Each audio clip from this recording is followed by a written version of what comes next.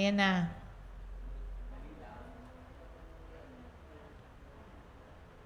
Ayan na. Good morning! Good morning, Jesus! Okay na ba tayo? Okay. Kailangan ngayon nating maghintay sa kanila na mag-login sila. Oo. Ha? Okay na ang sound natin, mga kapatid. Glory to God. Okay. Pero kailangan natin silang hintayin. Oo. Kasi nga po, sige, kwentuhan muna tayo, mga kapatid. O kaya, pakita natin ulit yung Ayan na sila. Ayan na. Bumalik na yung high pitch. Yay! Okay na po. Oy, thank you, Lord. So, mga kapatid, hindi pala problema yung pala ang FB ang may problema. Hindi pala FB. Ewan ko po kung ano naging problema nun, mga kapatid. Okay, ganda na daw. Okay na, thank you, Lord. Don't worry po, mga kapatid. Kasi meron po tayong project ngayon. Yun po kasing ating... Yes. Pwede na to. Wala na ako electric fan. Ano gagawin? Meron po kasi tayong project. While we are waiting for the others, kasi kanina madami na tayo. Ayan, magla-login muna sila ulit. Tayo po ay may project. Sa totoo lang po, ang atin pong mixer na ginagamit ay panahon pa ng dade at mame. Silver anniversary na ng ating mixer. So, in fairness, nung buhay po ang Daddy Bart, hindi po yun nabili ng mumurahing gamit talaga. Gusto niya talaga yung mamahalin kasi nga, yung pala ang dahilan. Imagine po, 25 years na nating ginagamit yung ating mixer. Pero syempre, mga kapatid, kahit po mamahalin siya, pagdating ng 25 years, sumusuko na rin naman po talaga siya. Parang din yan, no? Oo, kung tao yan, merong mga tao na hindi nabubuhay ng 25 years. Pero thank you, Lord, at inabot tayo ng 25 years. Now, paprojectin po natin ngayon ang ating digital mixer, mga kapatid. Medyo pricey po siya, but I know the Lord always provides, mga kapatid. At alam ko naman po na sasamahan nyo rin naman kami, di ba? Kagaya ng mga naunang project po natin, dun sa camera, nakabili tayo ng camera, nakabili tayo ng computer. This time naman po, pagtutulungan natin ulit itong ating mixer. Kaya, you will be receiving a love letter from us, mga kapatid. At alam ko naman po, this is always an opportunity to be blessed and to be of service to God. Kaya po, huwag kayong mag-alala. Pag nag-guest kayo rito, ay pwede na kayong maging recording artist dahil sa ating magiging bagong mixer. Yan. Ang target po natin for the mixer is this month, habang sale pa po siya. Kasi medyo mamahalin nga po siya, mga kapatid. Okay. Naku, sayang kanina talaga.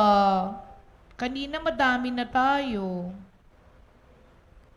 Tapos ngayon, wala pa rin yung iba. Well, anyway, mga kapatid, what is 15 minutes of extension. Antay-antayin lang po natin yung ating mga kapatiran. Tayo po'y mananalangin muna. Lord, we thank you, Lord, with all our heart sa buhay na meron kami ngayon. Salamat po, Lord, dahil lahat po ng klase ng provision ay na tatanggap namin mula sa inyo. Pati yung mga heart's desire po namin, Lord, kayo rin po ang nag-grant. Minsan, Lord, hindi na po namin hinihingi, pero ibinibigay nyo pa rin po. Kaya ano pa naman po ang hahanap-hanapin pa sa buhay namin na meron kami ngayon.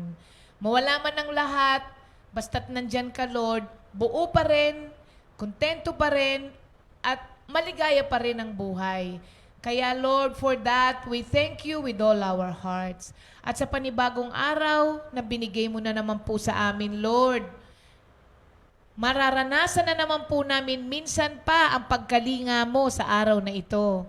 Makikita naman po namin minsan pa sa araw na ito ang kaya mong gawin sa buhay namin. At makikita po namin minsan pa kung gaano kang magmahal sa mga taong sumusunod sa iyo. Kaya Lord, we are expecting something good to happen today. Alam kong may magandang mangyayari sa amin sa araw na ito. Kaya thank you Lord. At pangunahan niyo po kami once again sa amin pong pag-aaral na nagsisilbing kalakasan namin, Lord, at giya sa pamumuhay po namin. Salamat po, Lord. In Jesus' name we pray. Amen. Okay, thank you, Lord. Okay. Kahit na hindi pa rin tayo kasing dami nung kanina, mag-uumpisa na po tayo. Ano, mga kapatid? Glory to God. At hahabol na lang po yung ating mga ibang kasamahan. Again po, Matthew 7:7 po tayo ngayon. Ask, and it will be given to you. Seek, and you will find. Knock, and it will be open to you. Ang pinag-uusapan po natin, simula kahapon mga kapatid, ay blocked opportunities or closed doors. Marami pong nag-o-open na door sa buhay natin. God will close some doors and God will open some doors in our lifetime. Ngayon, ang ating response doon sa mga doors na naka-open at naka-close sa atin, ang importante. Yun ang pinakamahalaga, mga kapatid. Continue to be committed to Christ and you will know. You will surely know. Ay sasabihin po sa inyo ng Panginoon, kung itong open doors na ito ay siya ang nag-open and you have to walk or kaya you have to enter.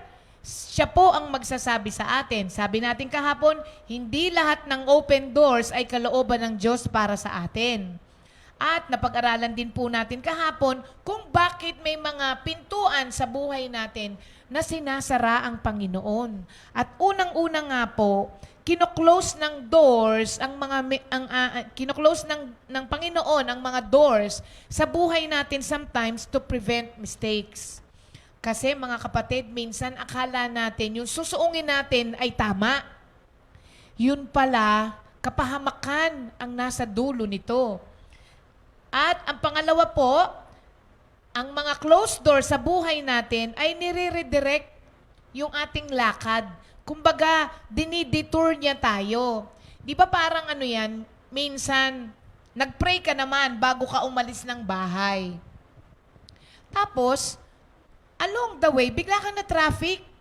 Isa po yan sa mga natutunan ko. Na alam mo, nag-pray ka na ang Diyos ang manguna at samahan ka sa lakad mo. Tapos along the way, meron pong mga aberya na nangyari.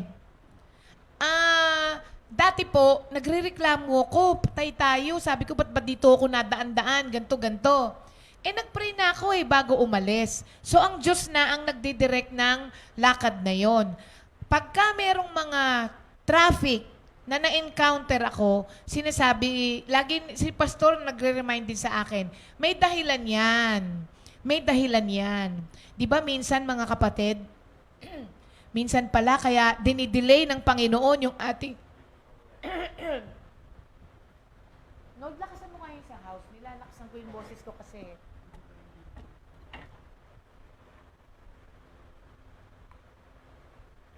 So minsan, dinidelay po ng Panginoon yung ating lakad talaga kasi inililigtas tayo sa kapahamakan.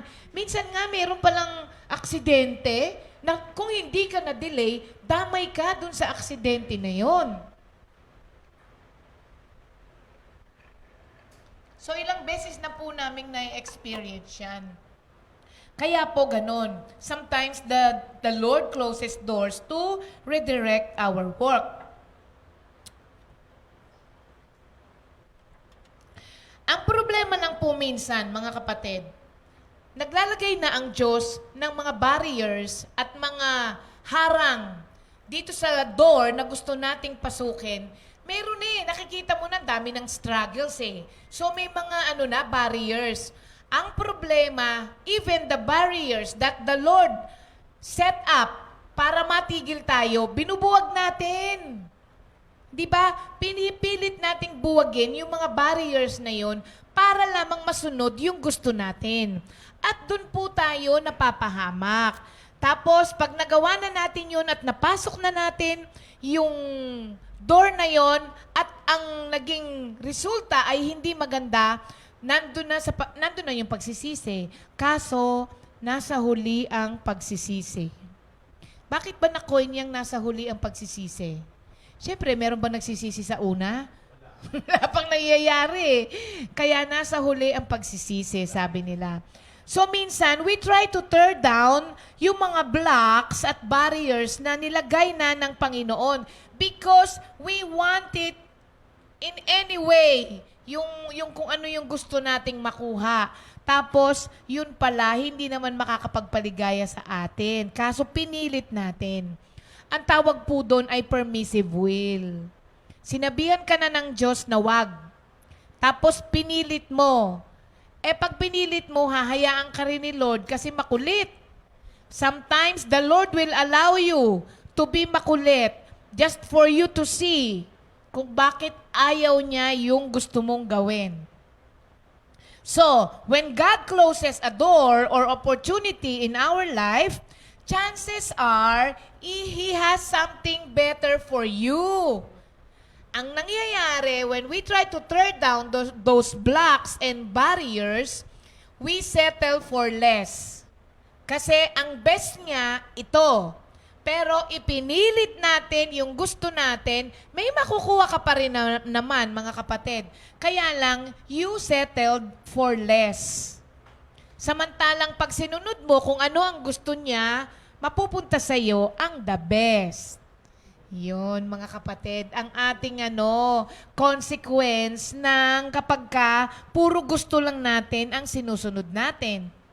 So, ang real message po, when the Lord opens a door, they will lead us in the best possible direction. So, pag nakita na natin yan, na open ang door, at yun ang pinagagawa ng Diyos sa atin, stay on that path.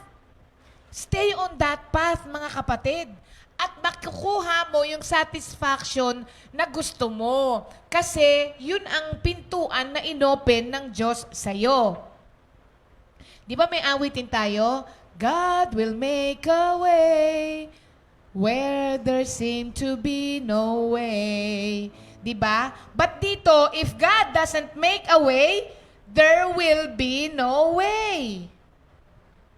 So kapag sinarado ng Diyos, sometimes, when the Lord closes a door, kahit nabalyahin mo ang lahat ng mga nakabara doon, walang mangyayari sa lakas mo. Why?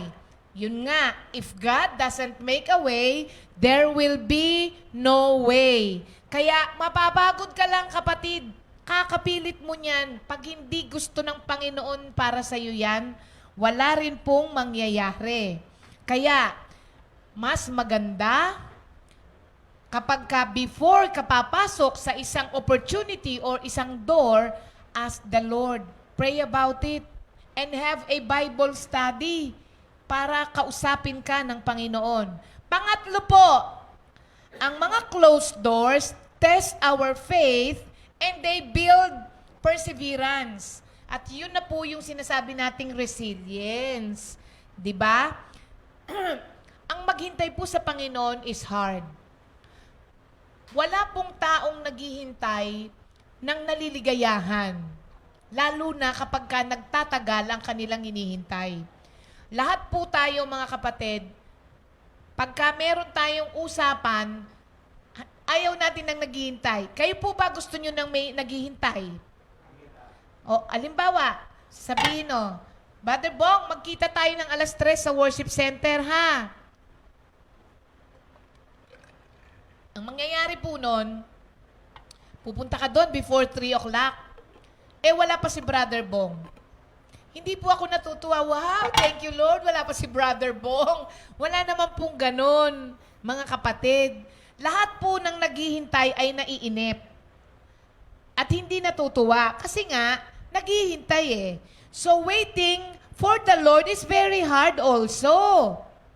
Pero it is a mean by which we can learn wisdom, patience, and trust. So minsan po kino-close ng Panginoon ang mga pintuan of opportunity sa buhay natin so that we learn to rely on Him and wait on the Lord.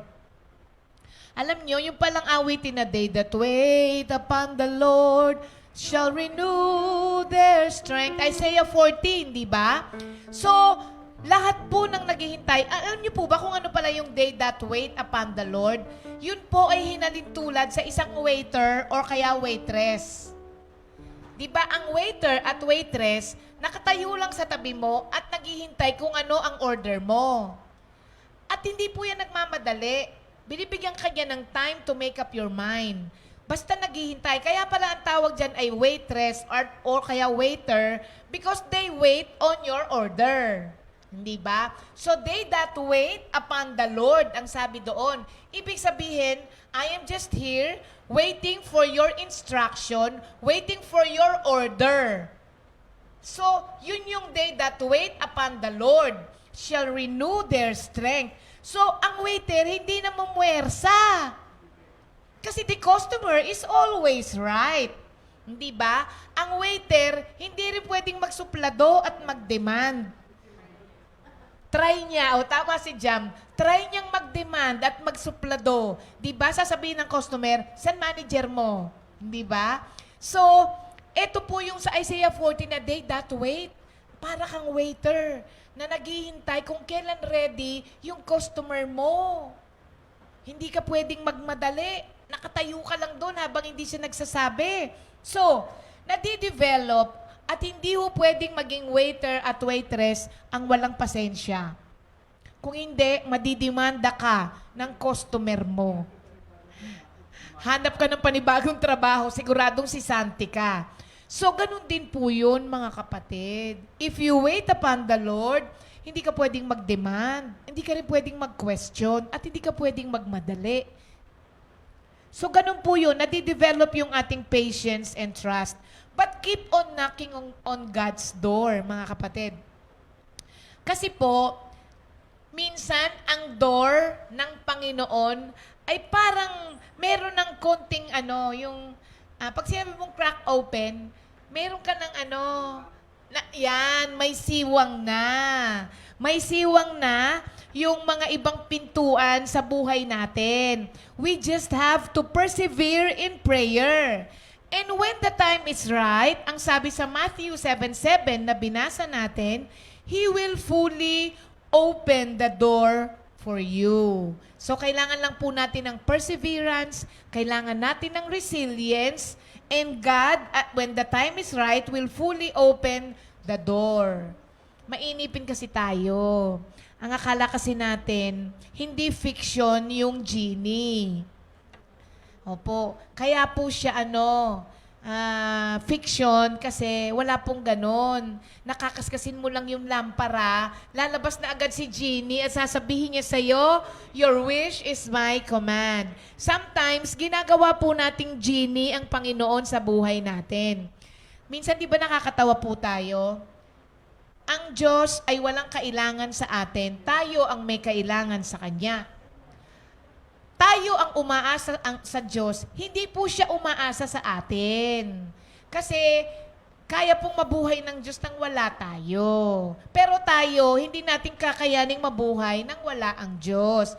And yet, kadalasan, pag meron tayong mga gusto sa buhay, ang gusto natin, kakaskasin lang natin yung lampara, lalabas na si Lord at sasabihin sa'yo, your wish is my command. Kaya po, ganon ang paggawa natin sa relasyon natin sa Panginoon. Hindi po pwede yun, mga kapatid. So, ang pang-apat po, minsan po ang mga saradong pintuan buys us time. Okay? Akala po natin, we are prepared for whatever may come into our lives.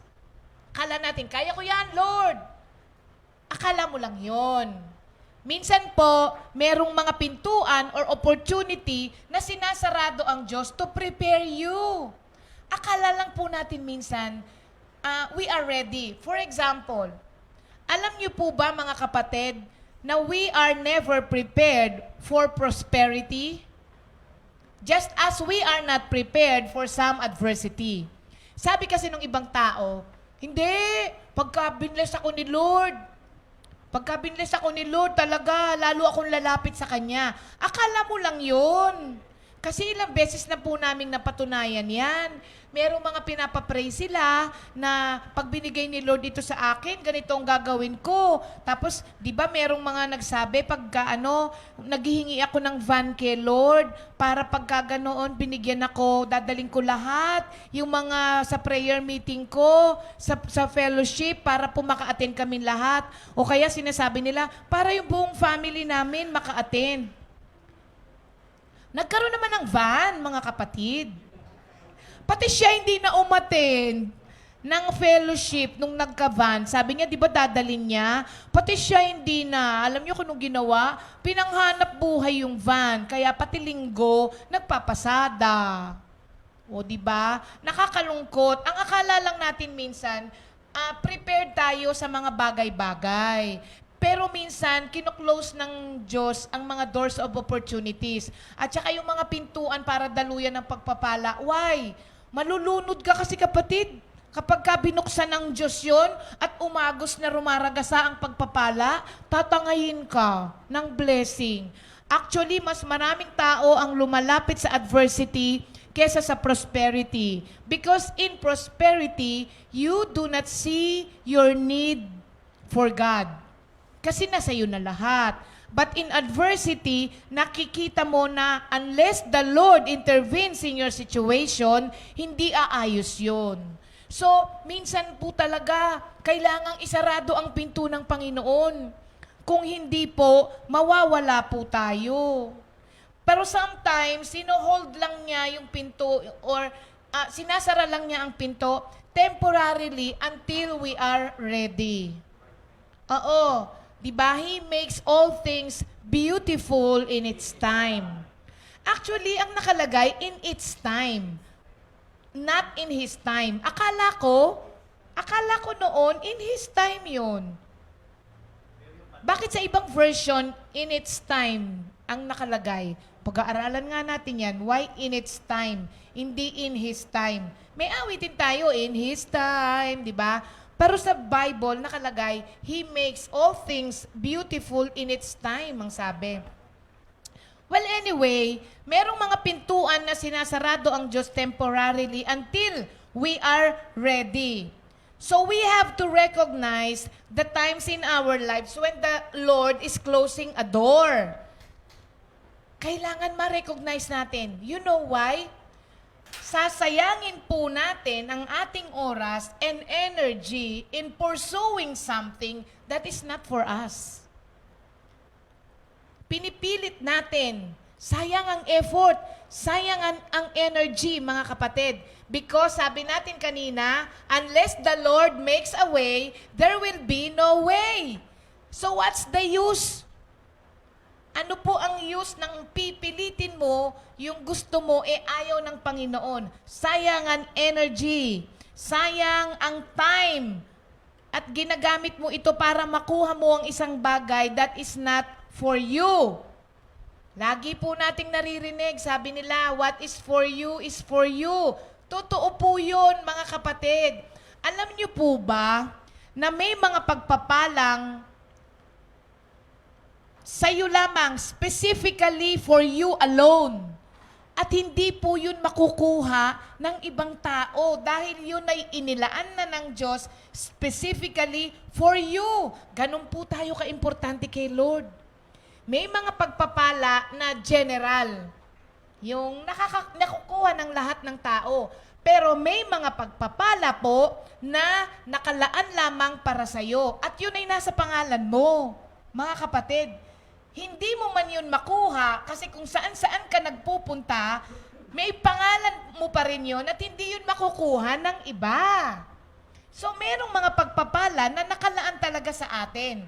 So, sabi, what is for you is for you. And then, why worry about the things that did not happen for you when God has something more in store for you? Minsan, pilit tayo ng pilit. Ang akala mo kasi, ito na yung malaking pwede mong matanggap. Yun pala, bariya pa lang yung ine-aim mo. Meron pala ang Diyos sa'yo na mas malaki pa ang pagpapala. Kaya lang, ayan, makulit tayo talaga minsan. Nagre-reklamo tayo, yung mga may kasamang senior sa bahay, nagre-reklamo sila, ang kulit na ng nanay ko, ang kulit na ng lola ko. Di ba, lagi nating sinasabi yon? Tayo rin minsan makulit. Pinipilit natin ang mga bagay na gusto natin, pero ayaw naman ng Diyos. Kaya, hindi ba kayo napapagod, mga kapatid? Samantalang ang sabi, what is for you is for you. Hayaan mo at ibibigay ng Diyos sa iyo yun. Because no one can close an open door that God has opened for you. Kahit na po ano ang gawin ng mga tao sa paligid mo na hadlangan ang pagpapala mo, ibibigay pa rin ng Diyos sa'yo yan, para sa'yo yan. Para ipakita rin po ng Diyos sa mga taong umahadlang sa mga pagpapala mo na hindi nyo ako kayang hadlangan. Kung ano ang dinicide kong gawin para sa anak kong to, gagawin ko. Naku, Diyos ko mga kapatid, kilalanin po natin ang Diyos na pinaglilingkuran natin at maliligayahan kayo. At hindi na po kayo mag-i-struggle na pilitin ng mga bagay na hindi pala para sa atin. So, God's will always be done in our lives. Dapat ganon ang ating prinsipyo sa buhay. Your will be done. Alam niyo po kung bakit ayaw magsabi ng maraming tao ng your will be done? Kasi nung ang Diyos, nung si Kristo ang nagsabi ng your will be done, ang akala nila ipapako kayo agad sa krus.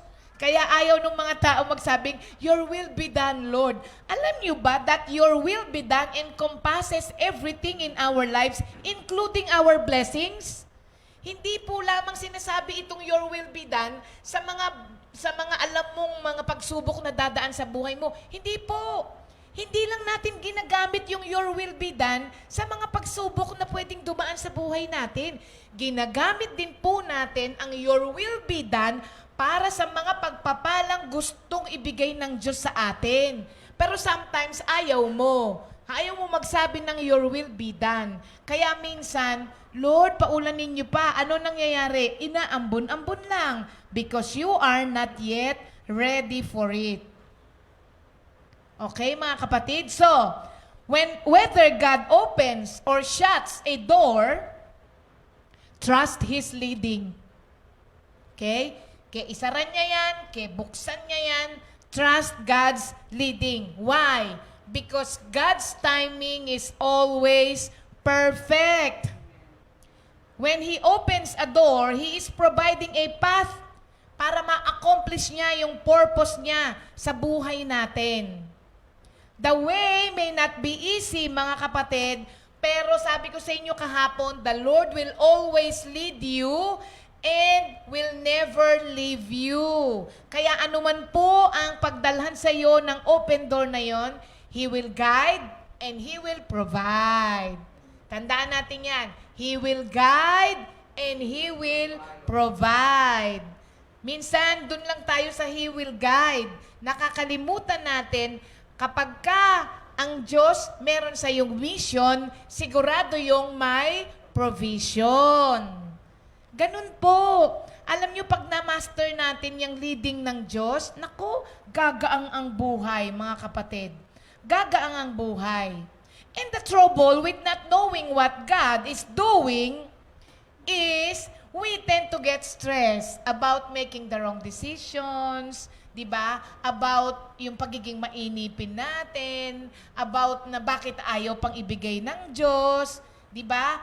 Kapag hindi mo kasi alam ang kalooban ng Diyos, wala kang clue clueless ka pagdating doon sa mga plano niya sa iyo. Kaya you tend to question, you tend to complain, you tend to murmur because you have no clue kung ano ang ginagawa ng Diyos sa buhay mo. Pero kung lagi kang committed sa pag-aaral ng salita niya at pakikipag-usap sa Kanya, mga kapatid, detalyadong magbigay ang Diyos ng mga instruction.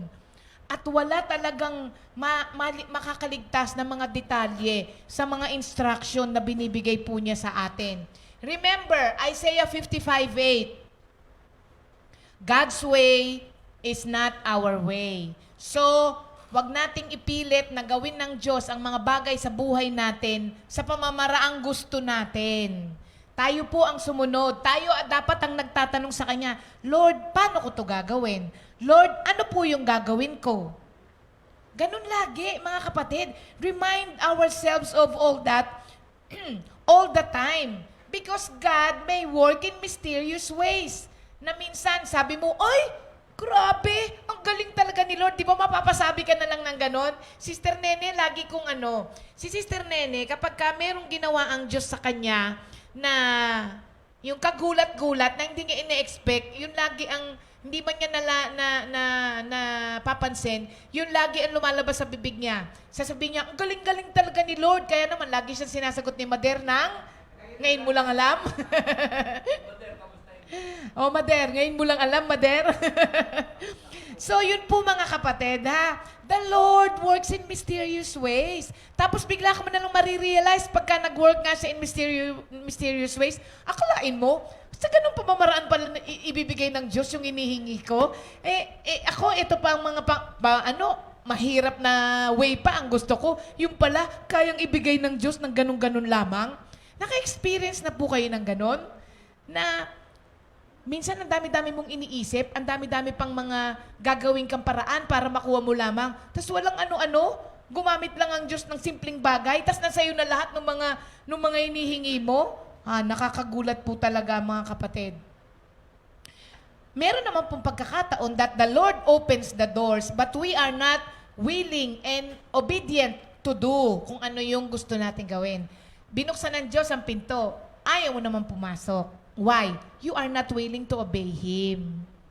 Kaya, may mga open doors man, hindi nakukuha. Yun ang sinasabi nating, you missed the mark. Laging sinasabi ng mami yun, no? Lagi nating naririnig sa mami yun, you missed the mark. Missing the mark is a sin, ang sabi niya. Bakit? Sin of omission. Di ba? Kasi, dapat mong ginawa, hindi mo ginawa. Kaya nasasabi niya, missing the mark is a sin.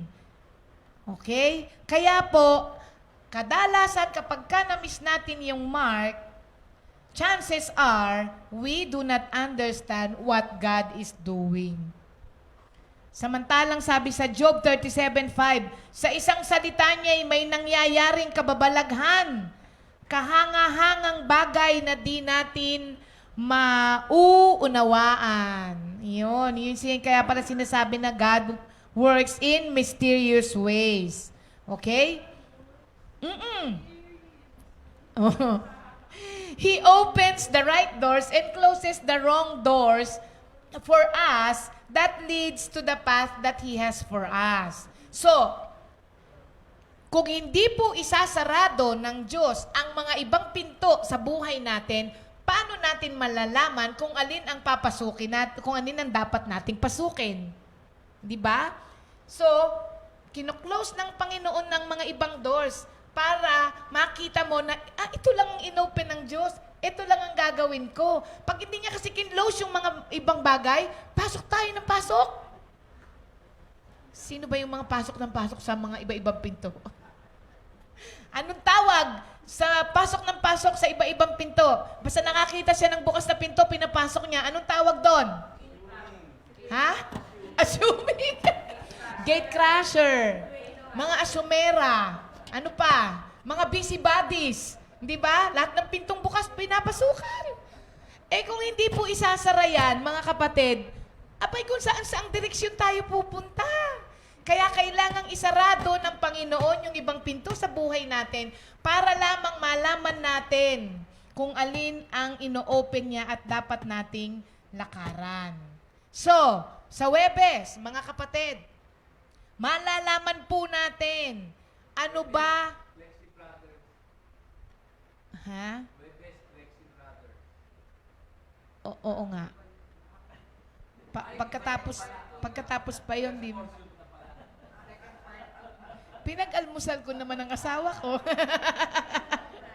Sumobra ang, babe, sumobra ka ng corned beef. Okay. Sa Webis po, aalamin natin ano ba ang mga question na dapat nating tanungin para i-lead tayo sa tamang pintuan na kailangan nating pasukin. At meron tayong mga pag-aaralang biblical guidelines and principles para po maging guide natin kung ito bang opportunity na to, ang Diyos ang nagbukas o hindi. Ha? Sa Webis po yan, mga kapatid. Thank you, Lord. Ayan. Mag-comment na po kayo ng game na. Oo. Sister Maricris Gutierrez. Teka, saan si Sister Maricris Gutierrez? Magandang umaga sa iyo, Sister Maricris. At nakita ko lamang iyong pangalan dito. Ha? Tagaytay, Sister Maricris Gutierrez. Magandang umaga sa iyo. Oo. Sister Tess Mercado, good morning. Hello, Sister Grace. Kamusta ka na? Si Sister Grace Sandigan. Nakakamiss na yung mga barkada ni Sister Noemi. Sister Grace, si Sister Connie, si Sister Malu. Si Sister Malu yun, nagluto ng puso ng saging. Kilawing puso ng saging. Oo. Oo, naniniwala si Kuya Ernie at saka si Brother Bong na masarap. Kayo hindi naniniwala? Paniniwalain tayo isang beses ni Sister Malu. Oh, kakaiba. Alam nyo ba na nire-ref yun? Puso ng saging yun. Nilagyan ng suka, nilagyan ng gata. Gata yung gata ng nyog na hindi niluluto. Oo. Tapos may maanghang siya. Kuya Ernie. Oh, masarap, masarap mga kapatid. Oo, pero gusto ko lang po kayong i-remind that Brother Ernie is not a very reliable person when it comes to sarap ng pagkain. Yes, kasi sa kanya lahat masarap. Tapos, sarap, sarap. Tapos pag tiniknan mo, sabi mo, anong, saan banda? Pero lahat sa kanya masarap. Kaya, wag niyo siyang tatanungin. Saan ka nasanay? Ay, hindi, masarap magluto si Tita Eloy. Kapampangan yun eh.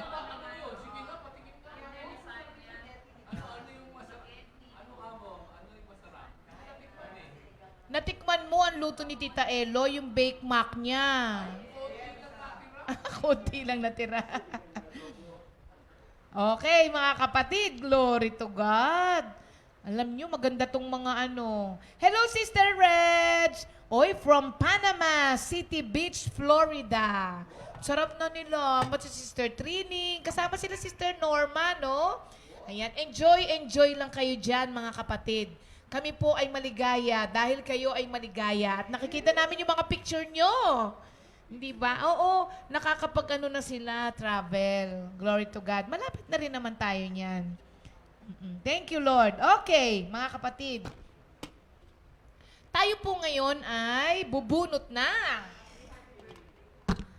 Pagkatapos nating bumati ng birthday ni Brother Greg Magtibay ng Tumalim, asawa ni Sister Rosie Magtibay.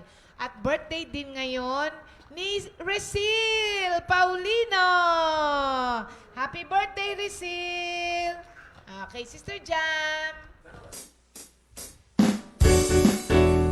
Happy, happy birthday, happy birthday, happy, happy birthday, happy birthday, happy birthday, happy birthday to you. Happy, happy birthday, happy, happy birthday,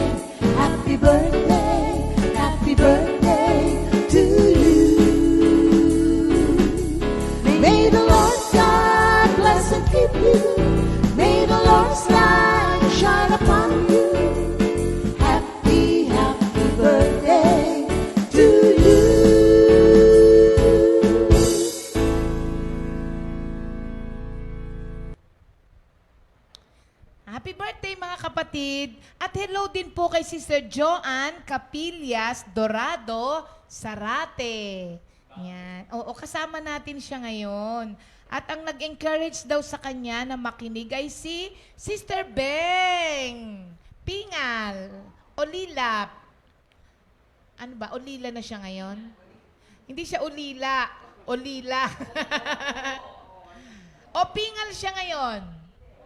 Pingal ang kanyang middle name. Olila. Ayan, Sister Beng, thank you Lord at meron kang isang na-encourage na si Sister Joanne. Maraming salamat po Sister Joanne sa pagsama niyo po palagi sa amin ngayon.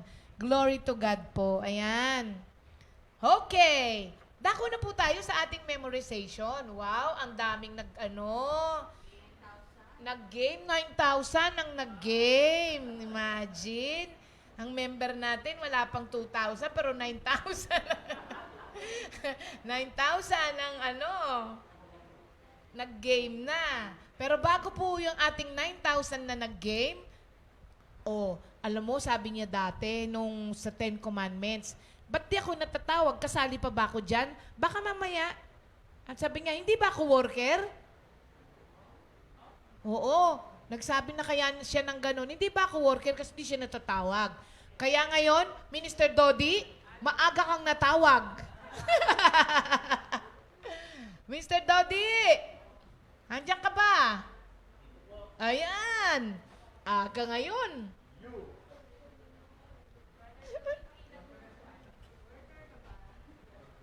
Ito, di upuan, di. O, di. Ka na magtatampo niyan, di, Joke lang po yun. Joke lang yun. Ay, ang tangkad mo, di. Sampo. Sa bandang likod, yan. Abay, likod na yan. Ayun. Ayun, Pasok okay. na, di. Pumayat ka na eh. Opo. Thank you, Lord. San banda? San banda? Dito po sa daliri po, mapayat na. Okay. Good morning po, mga kapatid, sa inyong lahat. Okay, sige po. Ready na, di. Ang atin pong Beatitudes. Blessed are the poor in spirit, for theirs is the kingdom of heaven. Blessed are they that mourn, for they will be comforted. Blessed are the meek, for they will inherit the land. Blessed are they that hunger and thirst for righteousness, for they will be satisfied. Blessed are the merciful, for they will be shown mercy. Blessed are the clean of heart, for they will see God. Blessed are the peacemakers, for they will called children of God. Blessed are those who are persecuted for the sake of righteousness, for theirs is the kingdom of heaven. Yay! Thank you, Lord. Walang kamali-mali si Dudes. Thank you, Lord. Ready. Oh, Dwayne! Bigay mo ang regalo. Hindi sa akin. Kay Minister Dodi. Oh, bigay mo na. Dali. Yan. Tapos halika dito. Sandali. Oh, kaway ka muna. Ayan, asan ka ba? Ayan. Yun. Okay. Thank you. Ayan ang ating tagabigay ng regalo. Promo boy meron tayo. Walang promo girl eh. Oo, promo boy. Okay, naghihintay po siya para ibigay ang regalo ng susunod na po nating magre-recite ng Beatitudes at Sister Jam. Go!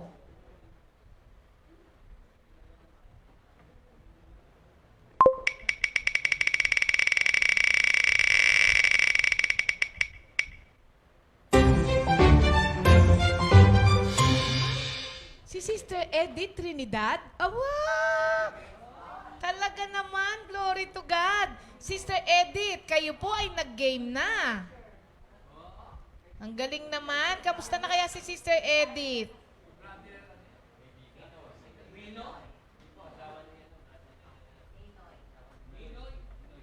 Oo. Okay, o di hindi kami friends ni Sister Edith sa Facebook, kaya hindi ko siya matawagan. Sister Edith? Hello po? Matatawagan ko naman siya no?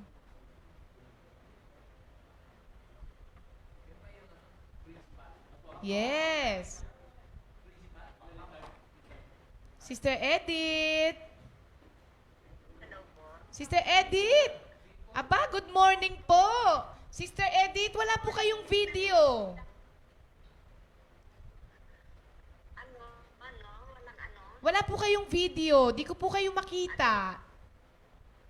O sige, magbibideo ako. Ayan. Opo, ayan! Ay! Ay, kamusta na po kayo? Ay, hello po! Kamusta na po? Kamusta na po kayo? Ito, mabuti. Ay, glory to God! Buti man. Ayan. Buti naman. Si Brother Ninoy, oh! Nakarecover. Ayan, teka. Ayan po, Brother Ninoy, bati Oo, naman. nakarecover ka mo, nakarecover. Ayan, bati naman po kayo sa mga Hello. kapatiran. Ayan. Ministry. Thank you, Lord. Nakita natin. Nanonood. Lagi kami nanonood. Ay, talaga po. Ay, salamat sa Diyos. Thank you, Lord. Ayan, okay. Sister Edith, ready Sister, na? nawala yung video nyo. Hindi po, hinarap ko lang po kayo sa kanila para makita nila kayo. Opo. Ayan. Pagka ho, Sunday, sasama ako kay Sister Tere. Ay, okay. Thank you, Lord. Sige po. Sunday, sasama ako kay Okay, Sister. okay po. See you soon. O, sige po, ready na po kayo? Kasi miss ko na sin kayo. Miss na namin kayo. Oo nga Oo, po. pwede. Opo, okay. Nabaksin na. May Ah, vaccine na po ako kami, kompleto. Alam mo yun, okay. Sige po, tama. Pwede na kayong Kompleto. pumunta. Opo. Ready na po kayo para sa Beatitudes? Pwede. Pwede. Medyo late. Ay! Hindi ko memorize. Ay, di memorize! Hindi ko memorize. Okay. Opo, di bali po kasi Hindi ko memorize. Hindi niya memo. Oh, hindi bali po. Sa ibang pagkakataon na lang po. Ha? Pero magkita po tayo pagka nagpunta ang kaibigan nito. Ano Ako. po?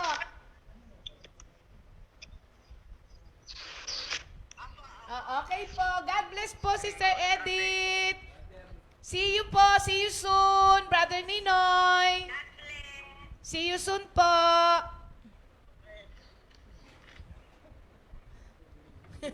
Nakapag-game siguro. Sige, Jam, ikot ulit. Oo nga, nakita natin ulit Sister Edith and Brother Ninoy. Lagi daw silang nanonood. O, diba? Si Sister Connie manalat na naman. Talaga naman. Alam ng Diyos. Yung mga ready. Ay, napindot ko Connie Caudilia. Hindi ako nagbibiro. Papatayin niya yung phone niya. Oo. Okay, Sister Connie, ready ka na. Ito, laging ready to eh. Oo. Yung mga dati kasi ito yung mga laging late nang matawag, no? Ngayon, inuna naman sila ni Lord. Katulad din Nanay Aning, di ba? Sabi ni Nanay Aning, ay, akala ko hindi na ako matatawag. Ngayon, una sila, pati si Klang. Sister Connie? Sister Connie? Mga kapatid, pagka nakabili na tayo nung ating mixer, alam nyo ba na may anti-feedback na yon? Oo, hindi na mag-feedback ang mga microphone natin.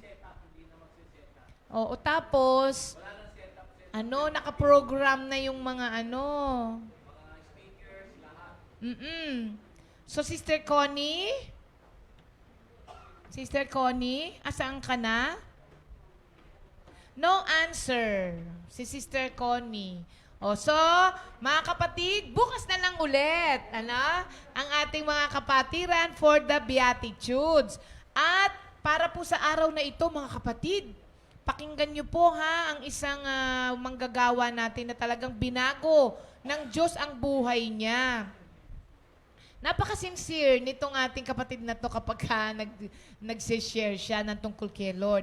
Pero bago po ang lahat, pakinggan po muna natin ulit si Brother JJ para po dun sa ating new song last week. Our God Forever by Sister Connie Caudilia.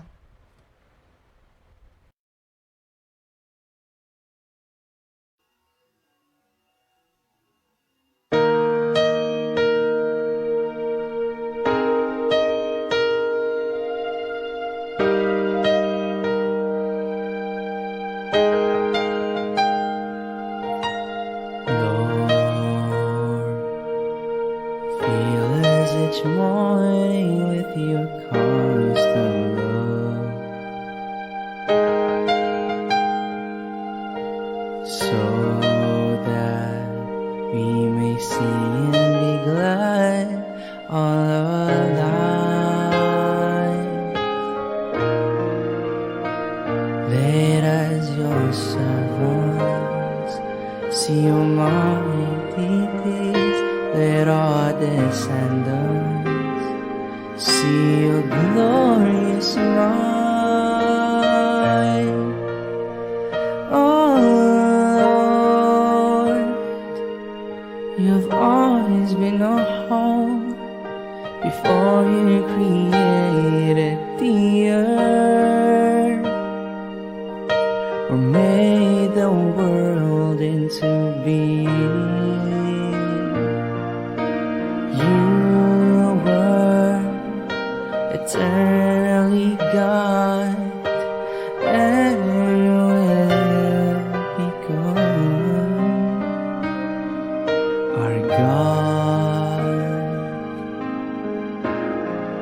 Our God forever.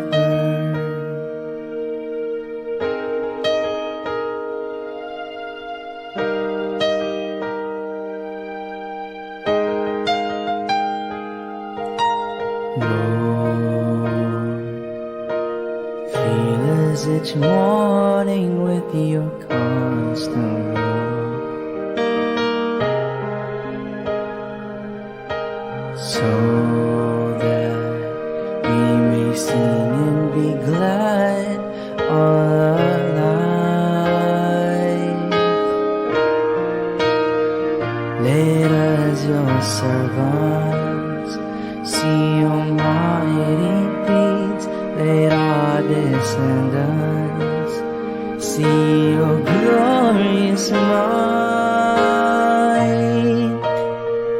Oh Lord, you have always been our home before you created the earth or made the world into being. You were eternally God and will be God.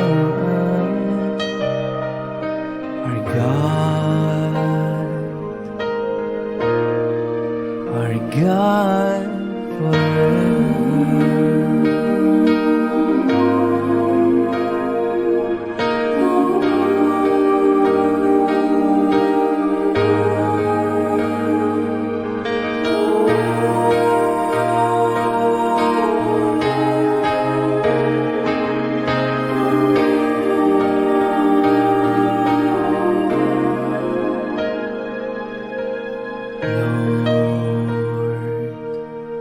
Fill us each morning with your constant love,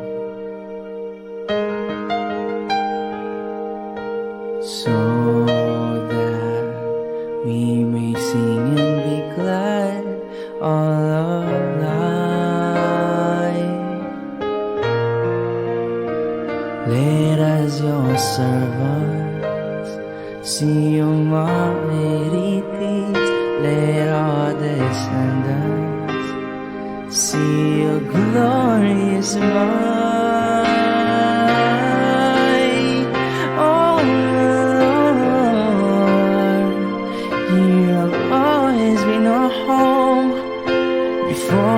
created the earth, or made the world into being. You were eternally God, and when begun,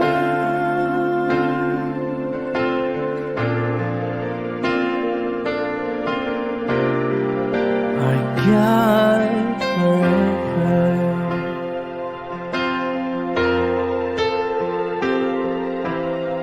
You were eternally God, and will become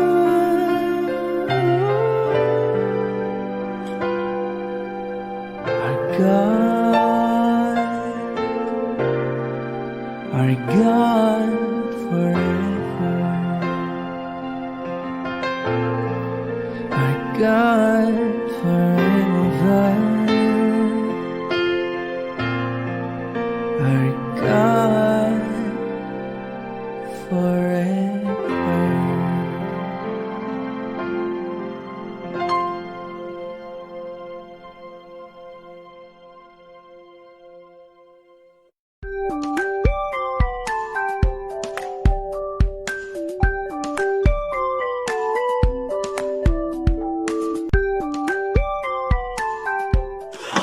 Thank you, Lord. Good morning po, Lord. Good morning po, Kompi family. Nais ko lang po magbahagi sa inyo ng aking buhay sa ating Panginoon. Basahin ko po dito sa Matthew 11:28. Sabi po rito, lumapit kayo sa akin, kayong lahat na nahihirapan at lubhang nabibigatan sa inyong pasaning, at kayo'y bibigyan ko ng kapahingahan. This is the word of the Lord. Pray muna po tayo. Lord, salamat po sa pagkakataong na maibahagi ko po ang aking pong natutunan mula po sa inyo, sa aking mga kapatid na nagturo din po sa akin. Maraming salamat po. Gamitin niyo po akong mouthpiece nyo. In Jesus' name, Amen. Dito po sa aking ibabahagi sa inyo tungkol po sa aking mga naging karanasan. Nang marinig ko po itong Matthew 11:28, totoo pong nagkaroon po ako ng kapayapaan, kapahingahan, at kagaanan po sa aking puso. Kasi nung panahon po na yun, bago lang po ako umaattend. At nang makarinig po ako ng salita ng Diyos, umattend na po ako sa iba't ibang prayer meeting. Ang saya-saya ko po kasi kahit sa prayer meeting, makikita niyo po ako. Doon po nagsimula ang sobra po talaga ang pagpunta ko sa mga gawain. Hindi ko po ininda kahit maraming po akong ginagastos noong. Nakakapagtaka nga po parang hindi po nauubos ang pamasahe ko sa pagpunta sa gawain ng ating Panginoon. Siyempre po, may mga trials din po akong mga pinagdadaanan. Hindi po talaga ganun din kadali. At habang nakakaranas po ako ng mga trial, syempre kasali din po yung mga sakripisyo kasi madami din po akong anak eh. Pero hindi po yung naging hadlang para po ako palaging sumunod at makinig po sa mga salita ng Diyos na itinuturo po ng ating mga worker. At doon po natutunan ko na po yung nakikipag-usap sa ating Panginoon. Kasi nga po, mahiyain po ako. Nahihiya po akong magtanong. Kaya mula po noong, natutunan ko na pong si Lord po yung tinatanong ko. Hanggang sa nagkaroon po ako ng desire na gumawa ng lesson mag-isa. Nag-aaral nga po akong mag-isa. Yun nga po, binigyan po niya ako ng word. Yung John 6:8 verse 13. Yung una po, hindi ko po ito maintindihan. Basta attend lang po ako ng attend. Ang tagal ko pong attend ng attend hanggang mapunta po ako sa Compi Center. Doon na po ako ma-attend, hindi na sa mga prayer meeting dito. Hanggang doon na ako napunta. At ganun din po ang nangyari. Attend po ako ng attend hanggang sa nag-file na nga po ako ng pagiging worker. Hindi po ganun kadali kaagad na ito po na-aprobahan. Okay lang po, nag-wait po ako. Pero sa hinagap po, hindi ko inisip po na ako magwo-worker. At nang i-reveal po sa akin ni Lord, kasi narinig ko sa kanila, kailangan daw may word kung maglilingkod. Humingi na naman po ako sa ating Panginoon ng word. Sabi ko, Lord, sabi nila, kailangan daw po may word. Binigyan po niya ako ng word, yun sa John 6, verse 8 hanggang 13. Nakasaad po doon na, sabi din po ni Andrew, Panginoon, meron po ako dito 5 tinapay at 2 isda, kasi paano nga raw niya pakakainin yung maraming tao. So, doon po, nireveal din po sa akin ni Lord na ang ibig sabihin po nung binigay niya sa aking word, sa paglilingkod, to make the story short, mga kapatid, ay sabi po niya, start what you have. Kasi takot nga po ako na magsalita. Sabi ko, paano po ako magtuturo, Lord? Hindi po ako nakapag-aral. Pangalawa, may mental block po ako. Hindi ko po alam kung saan mag-i-start. Tsaka wala po talaga akong naaalala. Talagang maliwanag po, nagrasya ng Diyos. Kung ako po may naaalala, kaya ako po laging diko-digudeng. Lagi po akong may hawak na kopyahan po ng aking mga lesson. So doon po nakita ko talaga, tanong po ako ng tanong kay Lord. Sabi ko, Lord, ano ba talaga ang purpose niyo sa akin? Kasi wala naman po akong kakayahang magturo. Hindi po siya sumasagot. Pero ni-reveal po niya sa akin yung John 6, verse 8 hanggang 13. Sabi niya nga po, kung ano daw po yung natutunan ko, yung po yung ituro ko.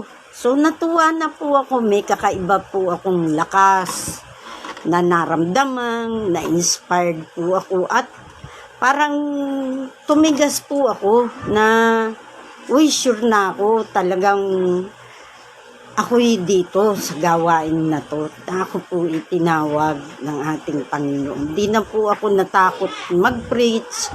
Kung ano po yung natutunan ko sa aming mga pag-aaral na tinuturo po ng mga pastor, ng mga manggagawa. Mula po doon, talagang kung ano po yung natutunan ko, at natutunan ko rin po, natanungin si Lord. Pero nag-aaral po ako. At doon po ako nakakakuha talaga. Kapag po pala ikaw ay para sa paglilingkod sa Diyos, isusustain ka ng ating Panginoon. Kasi sabi ko nga po sa inyo, hindi nga ako nakapag-aral, may mental block, at madami po akong anak. Paano po akong magtuturo? Kaya lang, hindi po talaga ako matigil sa ka-attend. Kahit madalas po gusto ko nang sumuko.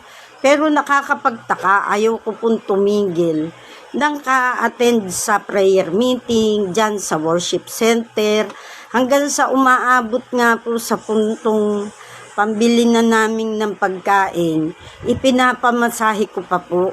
Kasi naniniwala po ako na si Lord ang magpo-provide. Lagi ko po sinasabi sa ating Panginoon, Lord, gusto ko po talagang pumunta sa gawain niyo. Wala po kaming pambili ng aming pagkain.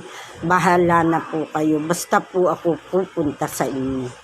At talagang napapatunayan ko naman po na Nagpunta ako sa gawain niya, hindi po nagkukulang talaga ang Panginoon. Kailangan lang po, marami po yung kailangan po magsasacrifice ka, meron kang heart desire, hindi po basta Panginoon lang ang kikilos, kundi kailangan din po mag-heart desire tayo. Yun po yung nakita ko sa aking pagsunod sa ating Panginoon. Hanggang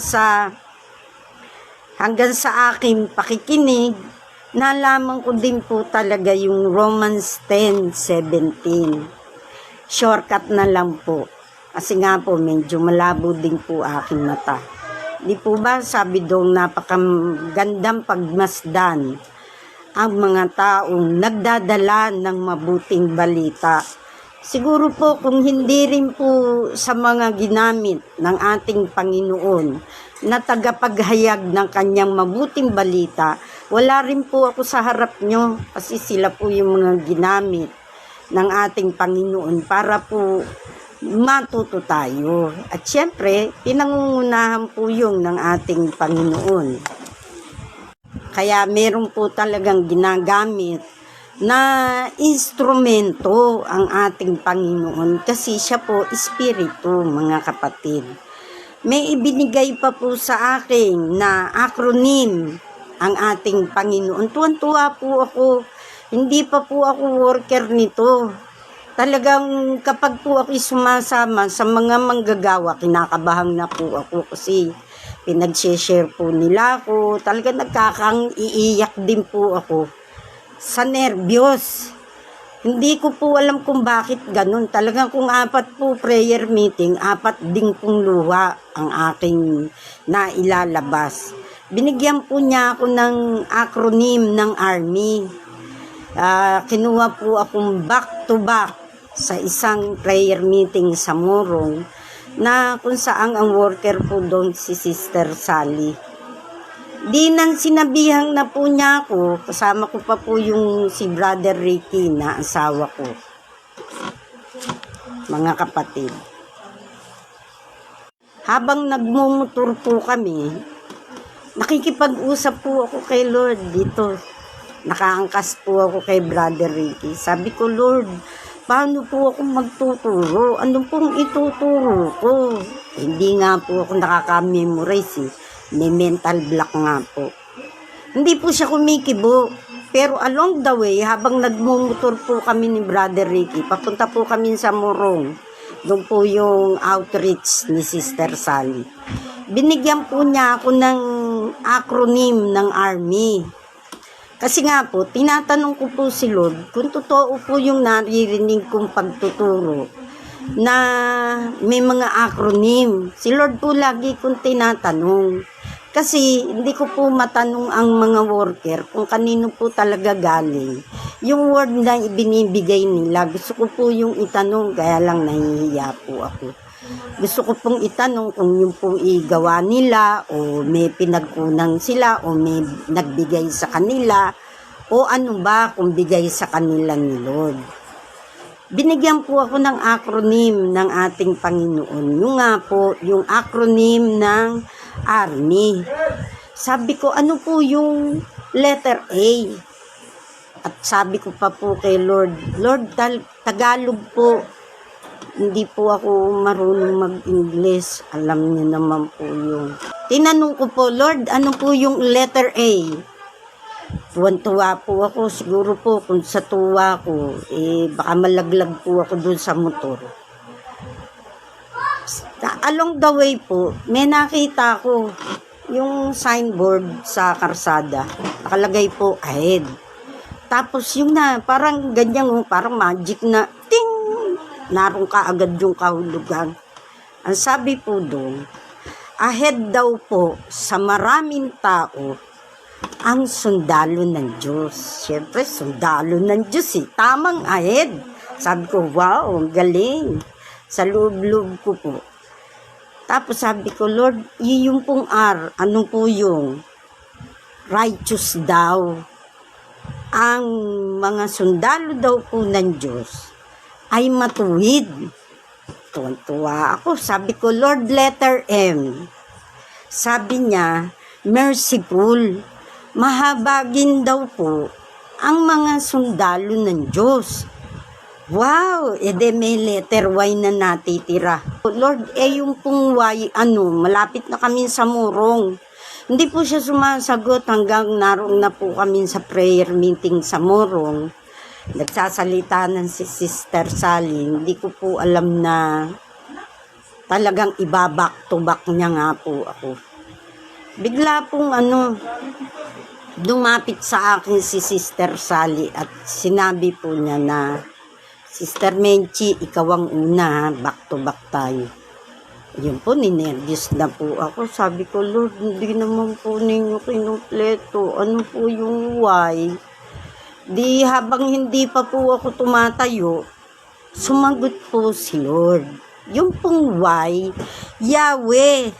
Ang ibig sabihin po nito, kasama ng mga sundalo ng Diyos, ang ating Panginoon. Na hindi po ba ang mga sundalo, kapag ka idinideploy, hindi po sila mag-isa lang, kasama po nila yung kanilang commander-in-chief. So sa amin din pong mga sundalo, sa ating mga sundalo ng Diyos, sinasabi po ni Lord, kasama po natin siya kapag tayo po naglilingkod. Lalo na yung pag tayo dinideploy na, yung binibigyan na ng assignment, kasi labanang pala yung pinupuntahan. Kaya marami po talagang akong natutunan. Na po punong-puno po ako ng mga kapahayagan na ibinibigay po ng ating Panginoon. Hindi ko po malamang kung paano isi-share kasi halos araw-araw po yung kailangan po pala kapag meron kang mga ganong kapahayagang, si Lord po kinakausap mo, hindi po pwedeng hindi mo ilalabas. Ito na po yung naging buhay ko, talagang kada mag-share po ako, naiiyak po ako kasi ninenervyos po ako kung ako po ipaniniwalaan o baka kung ano na naman po yung marinig ko, pero tuloy-tuloy po ako kasi yung po talaga ang totoo na sinabi sa akin ng ating Panginoon. Pinaninindigan ko po kung ano po yung narinig ko mula sa ating Panginoon.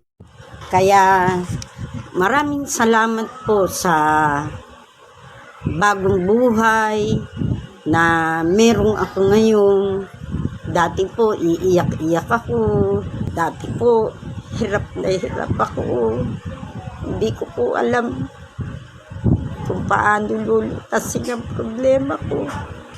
Nang makilala ko po si Lord, nasabi ko po sa akin sarili, sana po nung ko pa nakilala si Lord, hindi na ho ako dumanas ng napakaraming hirap. Kung isi-share ko po sa inyo ng buo ang aking buong buhay, baka hindi ho tayo matapos. Sa ngayon po, ayos na po buhay ko. Hindi na po kahit isang tuka. Nabibili na ang lahat. Nakakarating po saan-saan. Na hindi po gaya ng dati. Na namang problema. Saan kukuha ng ganito? Ngayon po, nakatitiyak na po ako na no matter what, anumang mangyari, hindi po talaga nagpapabaya ang ating Panginoon. Salamat po sa bagong buhay at nagpapasalamat din po ako sa ginamit ng ating Panginoon, ang ating community compi upang mailapit tayong lahat sa ating Panginoon at nagkaroon tayo ng bagong buhay. At ngayon din po, malaya na po ako na dati tinatanong ko lang kung ano yung salitang malaya na tayo, pinalaya na tayo ng ating Panginoon. Ngayon po, nauunawaan ko na po kung ano po yung pinalaya sa akin ng ating Panginoon. Malaya na po ako sa kasalanan, malaya na rin po ako sa pagkakagapos, sa pera, sa kung ano-ano. Marunong na rin po akong magpatawad at magmahal ng aking kapwa, lalo na po yung hindi ka nais-nais. Sabi nga po sa John 3:27, wala pong tatanggaping ang tao maliwang ipagkaloob ng Diyos. Naunawaan ko na po yung kasi wala kang ituturo kung hindi ka pinagkalooban ng ating Panginoon. Maraming salamat po. In Jesus' name, Amen.